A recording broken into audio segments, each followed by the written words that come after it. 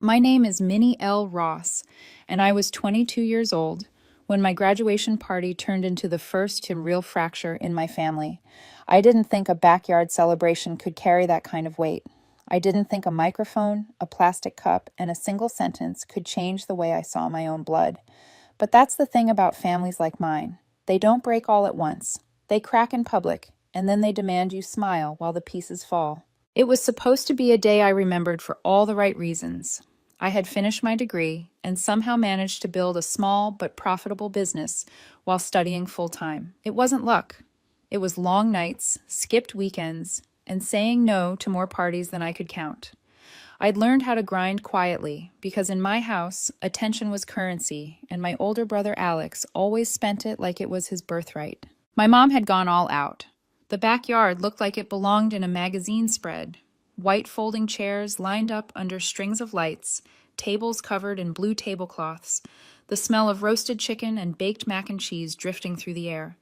Relatives I hadn't seen in years came out of nowhere. Friends from college, neighbors, even my old high school basketball coach stopped by to shake my hand.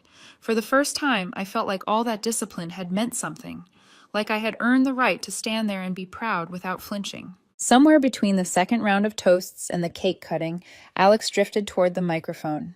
He had that loose, confident walk he uses when he's about to turn the room into his audience. I watched him the way you watch a match near dry paper. You don't know if it will burn, but you know it can.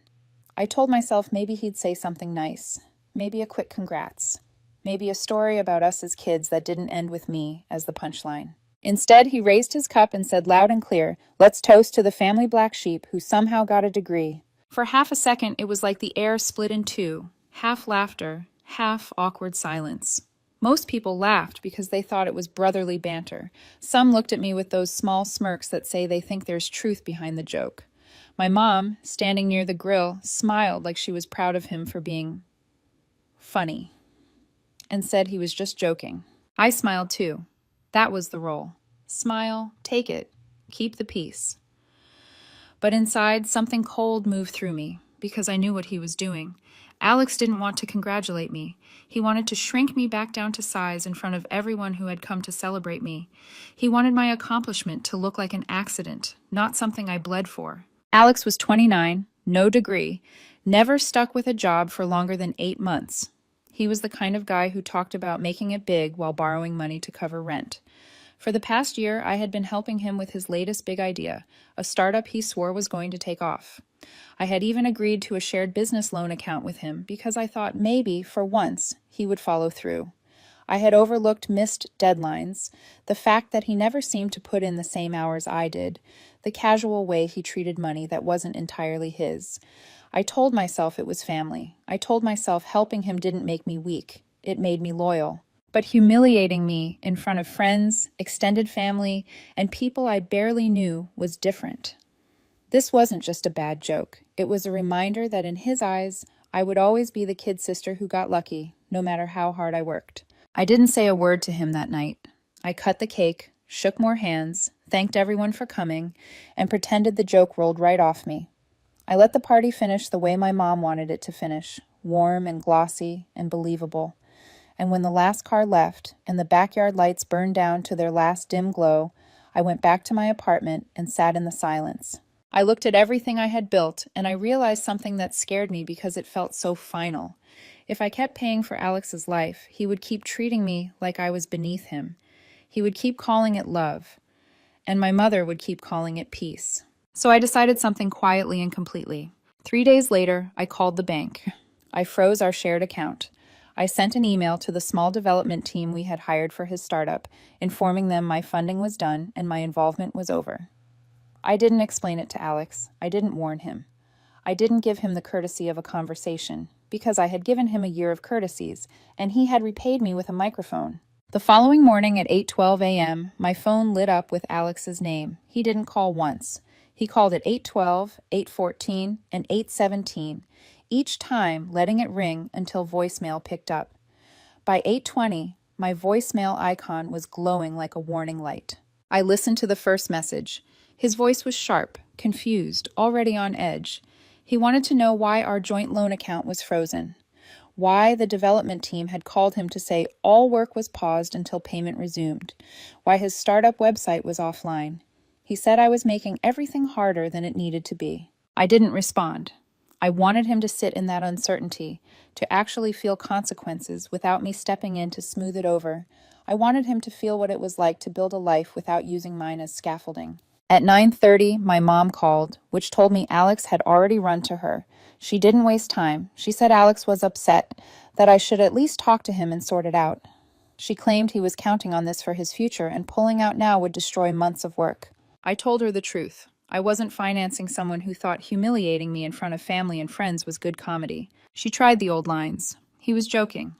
Don't take it so seriously. You know how your brother is. And when I didn't budge, her voice shifted into something colder. She told me I was punishing the whole family, that my decision wasn't just hurting him. That sentence stayed with me because it showed me what she really believed. She didn't say Alex was wrong. She didn't say he owed me an apology.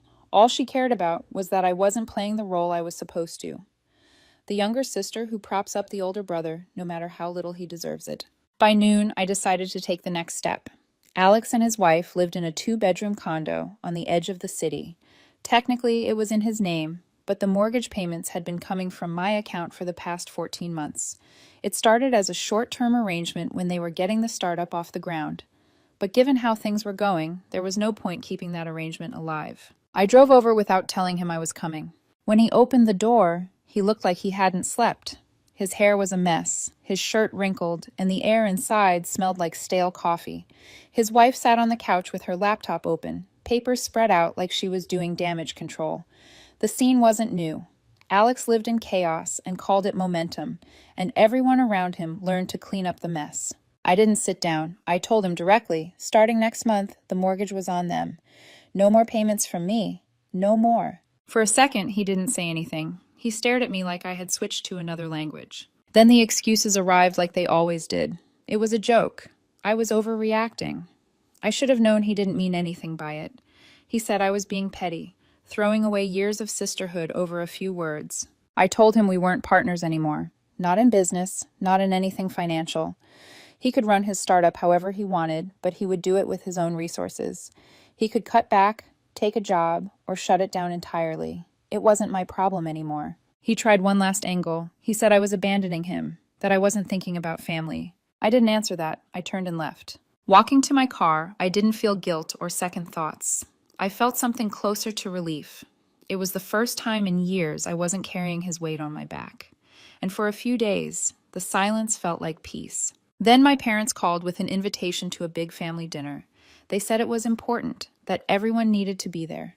My mom made it sound casual, like one of those meals where everyone piles into the dining room and half the conversations happen over each other. But the way she insisted I absolutely needed to be there told me it wasn't just about dinner. This was an ambush. I debated not going. I already knew the script. They would downplay what Alex did. They would call me overly sensitive. They would try to guilt me into unfreezing the account and covering the condo again. But a part of me wanted to see it. I wanted to see exactly how far they were willing to go to protect him, even if it meant breaking me. And I didn't know it yet, but that dinner would be the moment someone finally said out loud what had been true for years, and the whole evening would tip into chaos. I almost didn't go. I stood in my apartment with my keys in my hand, staring at the door like it was a decision point I couldn't undo. My boyfriend, Ethan, watched me from the kitchen doorway. Quiet in that way that meant he was letting me choose, but ready to step in if I asked. He wasn't the type to demand he come along or act like he needed to handle my family. He just asked one simple question that landed heavier than any lecture. "Do you want peace," he said, "or do you want clarity?" I didn't answer right away because the truth was I wanted both. I wanted peace without surrender. I wanted clarity without another scene where I walked out looking like the villain. Ethan came closer, took my hand, and lowered his voice. "Whatever happens," he said, "don't let them rewrite what you lived." That was the thing I was starting to understand. My family didn't just argue. They edited. They took a moment, shaved off the parts that made them look bad, polished what was left, and handed it back to you like it was the real story. And if you didn't accept their version, they punished you for being difficult. So I went. When I walked into my parents' house, the table was already set like they were staging a scene. My mom had gone all out, roast chicken, mashed potatoes drowning in gravy, her garlic bread that could knock a person out from 2 rooms away. The dining room lights were bright, almost too bright, like they wanted everything visible, every expression caught, every reaction recorded in memory. My dad sat at the head of the table with a glass of iced tea, looking unusually serious. Alex and his wife were already there, leaning toward each other, whispering in low voices before straightening up when they saw me. Alex's eyes flicked over me the way they always did when he was measuring whether I came in soft or strong. His wife didn't smile, not really. She wore that careful look like she was bracing for impact, but still hoping the room would side with them. And my mom, hovering near the kitchen like she was hosting a show, greeted me with a sweetness that felt practiced. Ethan had offered to come, but I didn't bring him. Not because I was ashamed, but because I didn't want them to twist it. I could already hear my mom's voice saying I was bringing outsiders into family matters, like I hadn't spent years being the outsider inside my own house. We sat down, and for the first 20 minutes, it was surface-level chatter. My mom asked about my business, then quickly moved on to the neighbors. My dad mentioned a leak in the garage roof. Alex made a half-hearted joke about traffic. Everyone acted like the air wasn't loaded, like there wasn't a silent agenda sitting at the table with us, waiting for its turn to speak. I could feel it building. My mom kept glancing at me like she was checking the angle of her shot. Alex kept shifting in his chair like he was bored, like he couldn't wait for the part where he got what he wanted. His wife kept touching her napkin, folding and unfolding it, a nervous habit that made me think she understood more than she admitted. Finally, my mom put down her fork and said, "Families shouldn't let small misunderstandings turn into big problems." She didn't say my name, but her eyes stayed on me the entire time. She went on about how life was too short for grudges, how everyone makes mistakes when they're trying to be funny, how we should all just move forward. The words were gentle. The message wasn't. The message was simple. Let it go. Fix it. Pay again. Be the one who keeps things steady. I opened my mouth, then closed it. Because I knew if I spoke, she would turn my words into an argument about tone, about respect, about how I was escalating. That was always the trap. They didn't care what you said. They cared whether you said it in a way that kept them comfortable. Before I could even decide how to respond, my dad set his fork down with a deliberate clink that cut through the room like a warning. He turned to Alex and said, "You should have thought before you opened your mouth at that party. You embarrassed your sister in front of everyone, and you're lucky all she did was pull her money." The room froze. Alex stared at him like he'd misheard. My mom's eyebrows shot up like my dad had just switched sides in the middle of a chess game. Alex's wife dropped her gaze to her plate and didn't move. And for a second, I felt something unfamiliar rise in my chest. Not relief exactly, but shock. Because my dad almost never challenged Alex directly. My father was a quiet man, the kind who believed keeping the peace was the same thing as being strong. But the way he looked at Alex in that moment, there was weight in it. Like he'd been watching this dynamic for years, and finally couldn't pretend it was normal. Alex tried to recover, leaning back in his chair with that lazy confidence he used when he wanted to act like none of it mattered. "It was a joke," he said. "Minnie's taking it too seriously. She knows I didn't mean anything by it." My dad didn't let him finish. He told him hiding behind "just kidding" was the oldest trick in the book. He said if Alex respected me at all, he would have apologized right after it happened, not waited until I cut him off financially. He didn't raise his voice, but his tone made it clear he wasn't debating. This wasn't a conversation. This was a verdict. That's when my mom jumped in. She leaned toward my dad like she couldn't believe what she was hearing. She said, "That's just how siblings are." She said I knew Alex was joking, and I was the one making a mountain out of nothing. Then she looked at me and said I'd gone too far. Alex, sensing backup, folded his arms and stayed quiet, letting her fight for him. He even smirked at one point like this was going exactly the way he planned, except for my dad's part. That smirk did something to me. It made the night of my graduation replay in my mind. The laughter. The little smirks from people who thought the joke carried truth. My mother smiling like it was cute. It wasn't cute. It was a pattern. I didn't respond to any of it. There was no point. They had already decided I was the problem because I stopped playing the role they expected from me. So I pushed my plate forward, stood up, and told them I wasn't explaining myself again. The silence as I walked to the door was heavy, but I didn't look back. I could hear my mom inhale like she was about to call me dramatic. I could hear Alex shift in his chair like he was waiting for my dad to fix me, and I could feel my dad's eyes on my back. Not angry, not even disappointed, just tired. Like he was seeing something clearly for the first time and realizing he should have seen it sooner. When I got outside, the cold air hit my face and my hands shook slightly as I unlocked my car. I sat there for a moment, not driving, just breathing, because my heart was pounding the way it does when you've been holding yourself together too tightly for too long. When I got home, Ethan called. I hadn't told him I was leaving early, but he heard it in my voice the second I answered. "Did they do it?" he asked. "Did they try to make it your fault?" "Yes," I said, and it came out like a laugh that didn't have any humor in it. And the worst part is, they weren't even subtle. Ethan was quiet for a moment, then he said, "Listen to me. The people who benefit from your silence will always call you loud when you finally speak." I didn't realize how much I needed to hear that until my throat tightened, because part of me still wanted to believe my mother would wake up and say, "You're right," he crossed a line. Part of me still wanted to believe Alex would feel shame, but the dinner proved something darker. Alex didn't need my money as much as he needed control, and my mother didn't want fairness as much as she wanted the family to look intact. I thought that was the end of their intervention. I underestimated them. 3 days later, Alex and my mom teamed up for something I didn't see coming. Not a phone call, not a heartfelt apology, a stunt designed to corner me, embarrass me, and force me to take care of them again, whether I wanted to or not. It was a weekday morning. I was coming back from a meeting with a potential investor, my mind still half on numbers and projections, when I spotted a large white moving truck parked directly in front of my apartment building. For a second, I thought it was a neighbor. Someone finally leaving, someone starting over.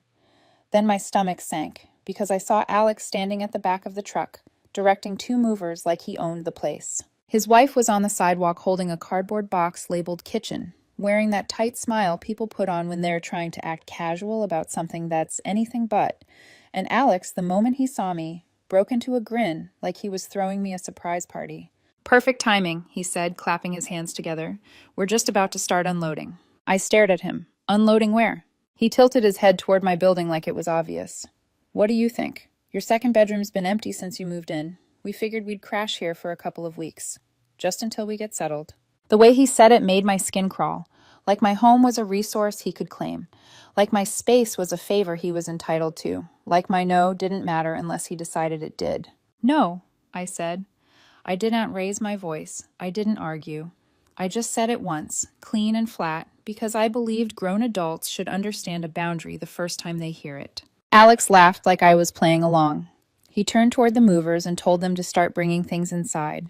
I stepped in front of the building entrance. "No, you're not moving in here." His wife shifted the box in her arms and tried to jump in, explaining how their condo's new landlord had decided not to renew their lease. How everything happened so fast they didn't have time to find a new place. She said it was temporary. She said we're family. Then I noticed something over her shoulder, and the last bit of doubt died in me. My mom's car was parked halfway down the block. She was leaning against the driver's side door, arms crossed, sunglasses on, watching like a general overseeing a battle she had already decided she was going to win. So this wasn't desperation, this was planned. I turned back to Alex. "This isn't happening." He tried the guilt angle immediately. He said I was being cruel. He said they had nowhere else to go. He said his kid didn't deserve to be caught in the middle. The way he said it was calculated, like he wanted the movers to hear, like he wanted the neighbors to hear, like he wanted the story to start forming before I even refused. I told him there were plenty of other relatives they could call, and if there weren't, maybe that said something about how they treated people. That's when my mom strolled up, slow and deliberate. She didn't yell, but her voice was sharp enough to cut. She told me I was turning my back on my own blood, and if I let them walk away today, I'd regret it more than I could imagine. I looked at her and felt something settle inside me, something that wasn't anger anymore, but certainty. "The only regret I've had," I said, "is letting things get this far in the first place." Then I turned to the movers. "You unload anything into this building, it's getting put right back in the truck at his expense." The movers looked at each other. One of them asked Alex quietly if they should head back to the storage unit. Alex swore under his breath. His wife stared down at her shoes. After a long pause, Alex waved them off, furious, defeated, embarrassed. They packed everything back into the truck. My mom didn't say another word as she walked back to her car, but the look she gave me promised this wasn't over. And Alex, right before he climbed into the cab, stared at me like he wanted to memorize my face as an enemy. That night at exactly 11:04 p.m., I got a text from Alex. "You're going to regret this more than you think." I didn't reply. 2 days later, I found out what he meant.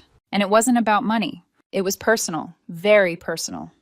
2 mornings later, I woke up to my phone vibrating so hard it rattled against my nightstand. At first, I thought it was work. A supplier issue, a client panicking, something normal, something manageable. But when I opened my eyes and saw the flood of notifications, my stomach tightened in a way I hadn't felt before. It wasn't emails, it wasn't work. It was social media. Missed calls stacked on top of each other, dozens of direct messages, over 100 tag notifications. Names I hadn't seen in years lighting up my screen like ghosts. People I barely remembered sending screenshots without context, as if they expected me to already know what I was looking at. Alex had gone public. On Facebook, he had written a post that read like a badly scripted drama. He talked about betrayal, about family turning their backs, about how his own sister had kicked him, his wife, and his child onto the street when they had nowhere else to go. He painted himself as a man just trying to survive, and me as a cold, selfish businesswoman who forgot where she came from the moment money touched her hands. Every detail that made him look bad was missing. He didn't mention the startup I had funded. He didn't mention the year and more that I paid their mortgage. He didn't mention the shared loan account or the development team. He didn't mention the moving truck stunt or my mother watching from the sidewalk like this was a planned performance. And of course, he didn't mention the graduation party, the microphone, the laughter, the way he cut me down in front of everyone who mattered to me. By the time I finished reading, the post had already been shared nearly 60 times. Some comments were cautious, people who could tell something didn't add up, but most weren't. Family friends, old neighbors, distant relatives I barely remembered chimed in like moral judges. Family is forever. Blood should come before business. And the ones that hit hardest weren't from strangers. They were from people I went to school with. People who knew nothing about my life now, but loved the story anyway. Guess money changes people. Wow, didn't think you were like this. I put my phone down and sat there in silence, feeling something shift inside me. Not sadness, not even anger. It was clarity, because Alex wasn't just lying. He was controlling the story the same way he always had. And if I stayed quiet, the lie would become the truth. By noon, my mom had left 3 voicemails, each one angrier than the last. She didn't ask if any of it was true. She didn't ask what actually happened. She didn't care. All she cared about was how it made the family look and how I needed to fix it. That's when I knew I wasn't going to play defense anymore. The next morning, I texted Alex. "Meet me at the condo, noon. No emojis, no explanation, just the time and place." He replied 5 minutes later with a thumbs up, like he thought this was me finally breaking, like he thought I was coming to apologize. When I got there, I let myself in. I had my own key, another detail people love to ignore. I was already sitting at the kitchen table when he walked in, wearing that smug expression he always used when he thought he had the upper hand. I had a neat stack of papers laid out in front of me. Bank statements, loan documents, transfer records, every payment I had made toward his mortgage, every deposit into the startup, every expense I had covered, lined up clean and undeniable. He looked at the papers, then at me. "What's this?" he said, like he already knew but wanted to hear me say it. "I'm giving you a choice," I said calmly. I didn't yell. I didn't lecture.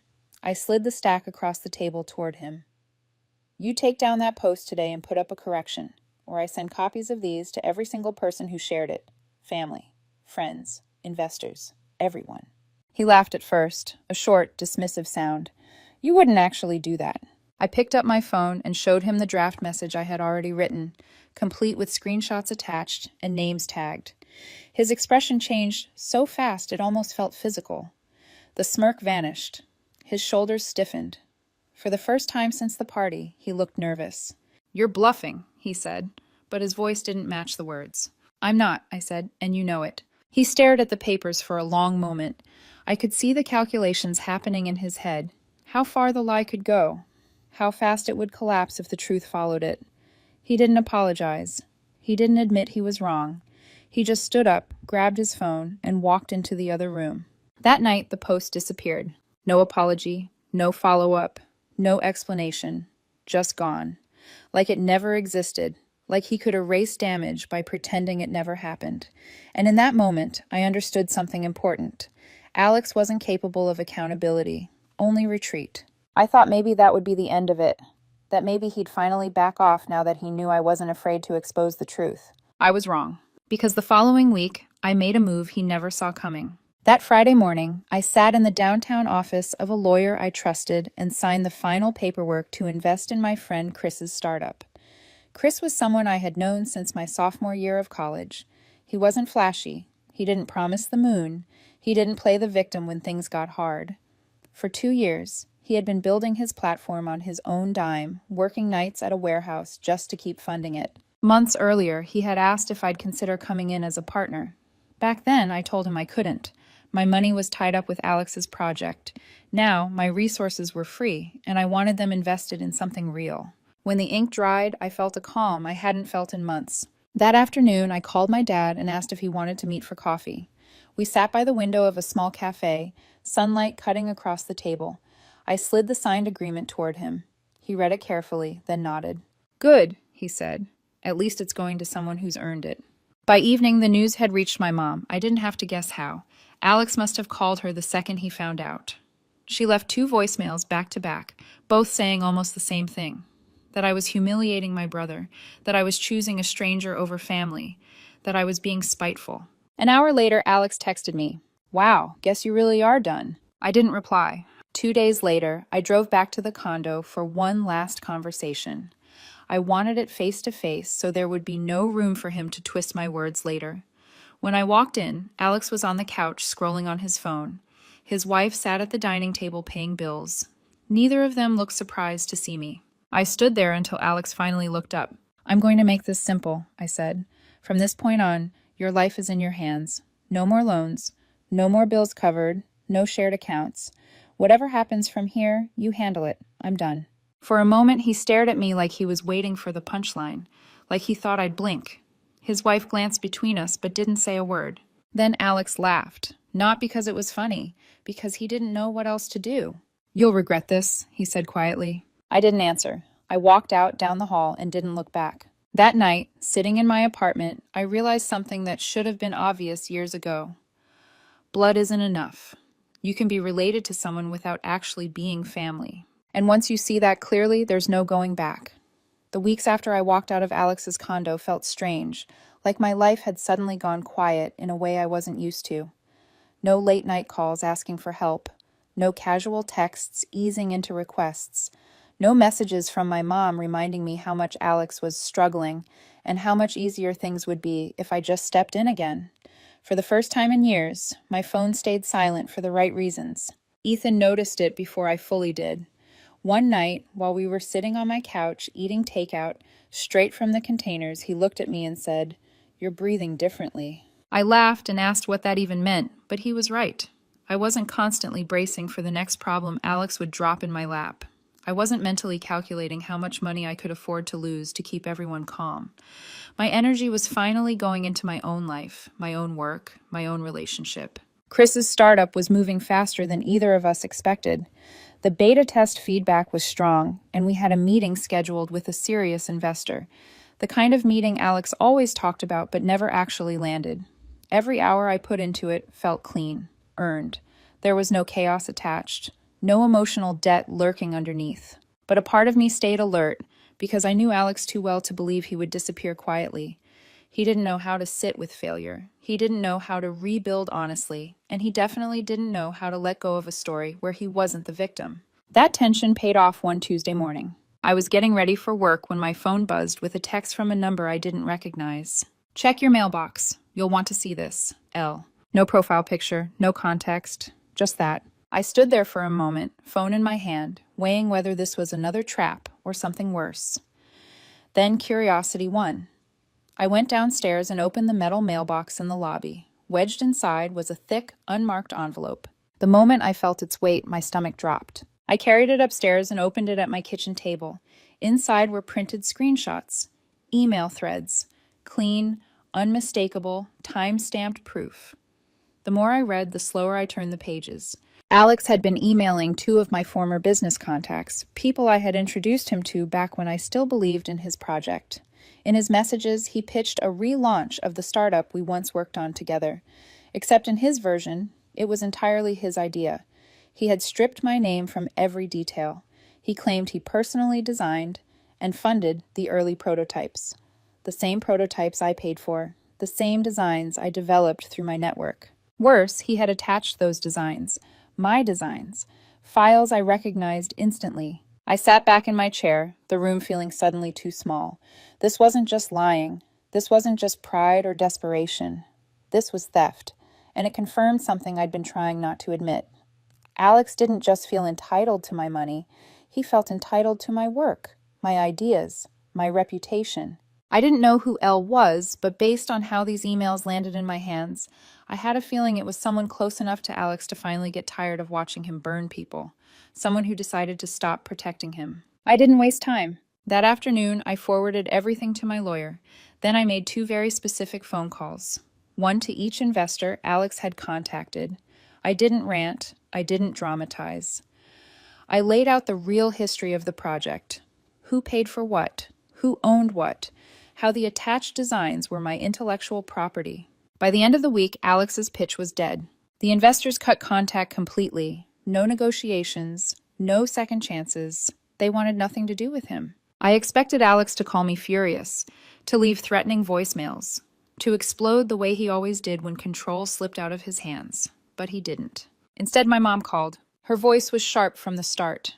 She accused me of ruining his future, of kicking him when he was already down, of being vindictive and cruel. She didn't ask if the emails were real. She didn't want proof. She didn't want to hear how he'd tried to steal my work. All she cared about was that I had stopped him from getting another lifeline.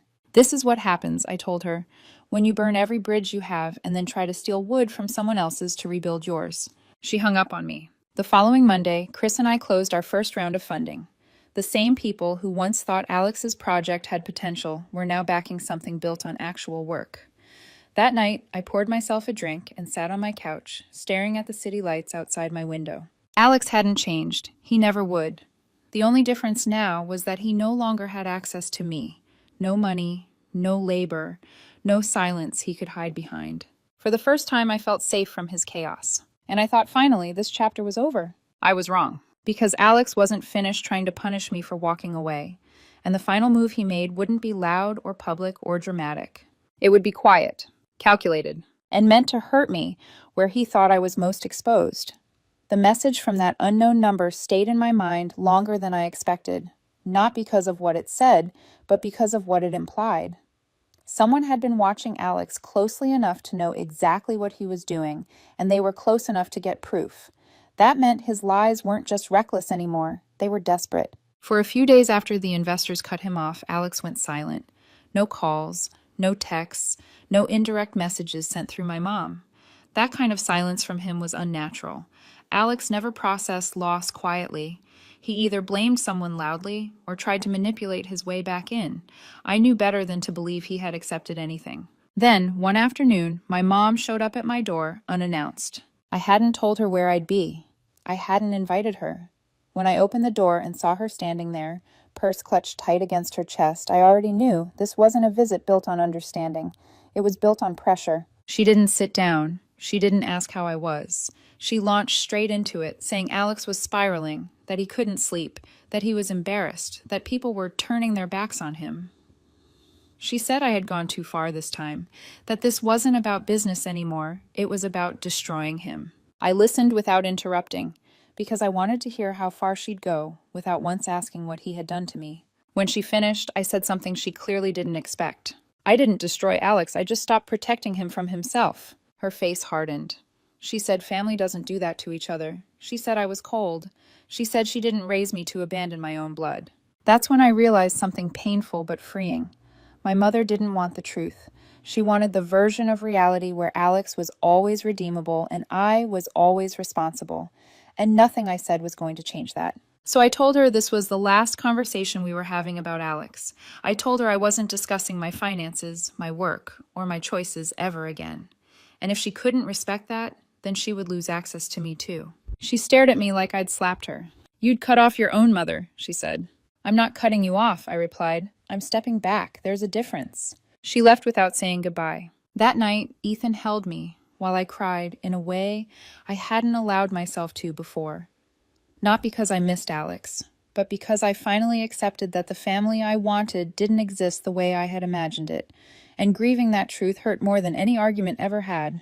A few days later, my lawyer called. He told me Alex had attempted to register a variation of the original startup name under a different entity, trying to skate just close enough to my intellectual property without crossing the line outright, close enough to confuse, close enough to borrow credibility, close enough to stay connected to my work. That was the moment I stopped reacting and started finishing things. Within a week, my lawyer sent a formal cease and desist.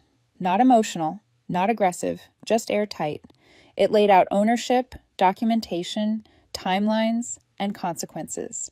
It made it very clear that if Alex crossed that line again, there would be no warning. He never responded. Not to me, not to the lawyer, not publicly, not privately. Weeks passed, then a month.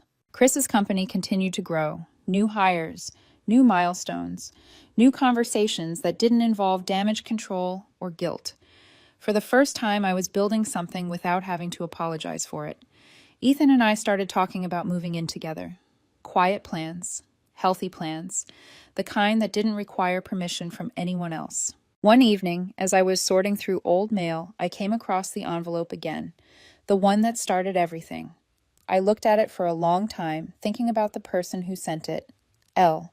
Whoever they were, they didn't save Alex. They didn't protect him. They chose truth over loyalty, and I understood why. Because protecting someone who refuses to change doesn't make you compassionate. It makes you complicit. I never heard from Alex again. No apology, no reconciliation, no dramatic confrontation to close the loop, just absence. And in that absence, I found peace. I used to think family was about endurance, about how much you could tolerate and still call it love. I was wrong. Family is about respect, and when respect disappears, blood doesn't mean much at all. The door between Alex and me didn't slam shut. It closed quietly, locked, cleanly, and I didn't stand on the other side hoping he'd knock. For the first time in my life, I walked forward without looking back.